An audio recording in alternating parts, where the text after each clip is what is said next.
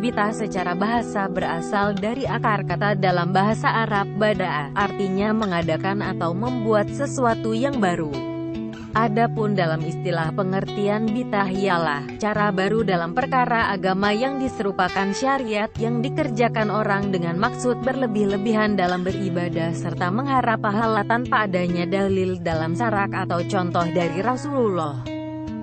Memahami istilah di atas bahwa bid'ah dibatasi dalam hal agama, akidah dan ibadah. Dan perbuatan bid'ah itu ada dua bagian. 1. Perbuatan bid'ah dalam adat istiadat kebiasaan, seperti adanya penemuan-penemuan baru di bidang iptek, juga termasuk di dalamnya penyingkapan ilmu dengan berbagai macam-macamnya. Ini adalah mubah, diperbolehkan, karena asal dari semua adat istiadat kebiasaan adalah mubah.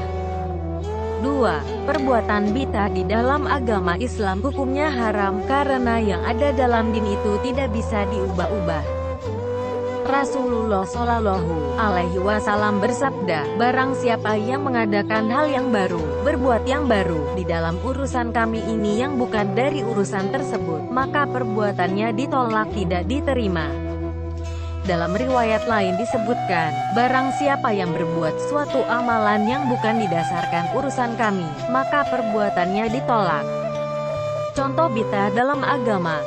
Bid'ah yang berhubungan dengan pokok-pokok ibadah, yaitu mengadakan suatu ibadah yang tidak ada dasarnya dalam syariat Allah Ta'ala, seperti mengerjakan salat yang tidak disyariatkan, siam yang tidak disyariatkan, atau mengadakan hari-hari besar yang tidak disyariatkan seperti pesta ulang tahun, kelahiran dan lain sebagainya.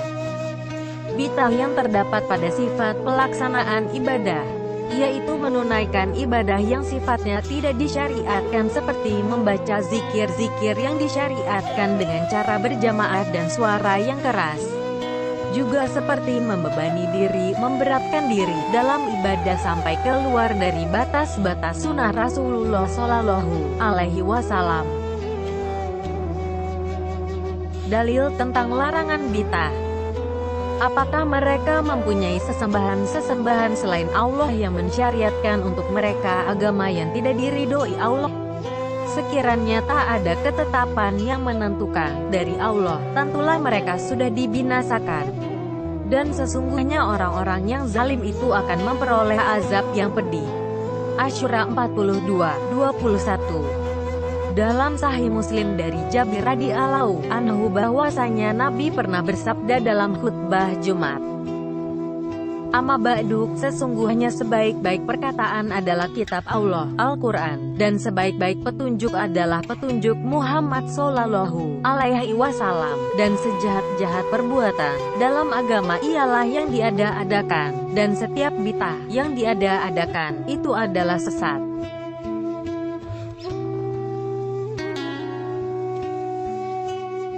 Di antara bid'ah yang biasa dilakukan oleh banyak orang ialah bid'ah mengadakan upacara peringatan malam nisfu Sya'ban dan mengkhususkan pada hari tersebut dengan puasa tertentu. Padahal tidak ada satupun dalil yang dapat dijadikan sandaran. Ada hadis-hadis tentang fadilah malam tersebut, tetapi hadis-hadis tersebut dhaif sehingga tidak dapat dijadikan landasan. Adapun hadis-hadis yang berkenaan dengan keutamaan salat pada hari itu adalah maudhu. Pendapat para ahli Syam diantaranya Hafiz Ibnu Rajab dalam bukunya Lataiful Ma'arif mengatakan bahwa perayaan malam nisfu Sya'ban adalah bid'ah dan hadis-hadis yang menerangkan keutamaannya lemah. Hadis-hadis lemah bisa diamalkan dalam ibadah jika asalnya didukung oleh hadis-hadis sahih, sedangkan upacara perayaan malam nisfu Sya'ban tidak ada dasar hadis yang sahih, sehingga tidak bisa didukung dengan dalil hadis-hadis dhaif. Wallahu a'lam bishawab.